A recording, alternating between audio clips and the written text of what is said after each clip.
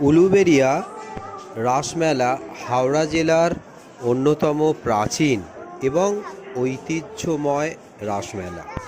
এটা উলুবেড়িয়ার আনন্দময়ী কালীমাতা প্রাঙ্গণে অনুষ্ঠিত হয়। 1327 বঙ্গাব্দে শুক্লা ত্রয়োদশী তিথিতে গঙ্গা নদীর তীরে এই আনন্দময়ী কালীমাতার মন্দিরটা স্থাপন করা হয়। তৎকালীন মহকুমা শাসক যতীন্দ্রমোহন বন্দ্যোপাধ্যায় এবং বিশিষ্ট ব্যবসায়ী শরৎচন্দ্র ধারা এদের উদ্যোগে এই মন্দিরটি প্রতিষ্ঠিত হয়। তারপর থেকেই রাস উৎসব হয়ে আসছে।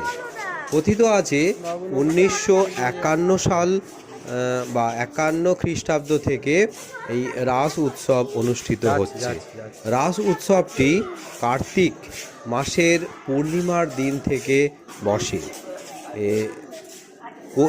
কথিত আছে যে বৃন্দাবনে কার্তিক মাসের পূর্ণিমার দিনে রাস উৎসব শ্রীকৃষ্ণ তার রাসলীলা করেছিলেন এবং সেই পুরাণ মত অনুযায়ী মানুষজন কার্তিক মাসের পূর্ণিমার দিনে রাস উৎসবে মেতে ওঠেন শ্রীকৃষ্ণের সঙ্গে ভক্তদের একটা সংযোগ স্থাপনের উদ্দেশ্যে।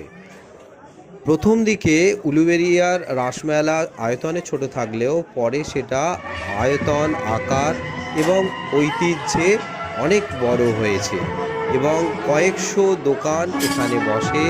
হাজার হাজার মানুষ দূর দূরান্ত থেকে এই রাসমেলা দেখতে আসে।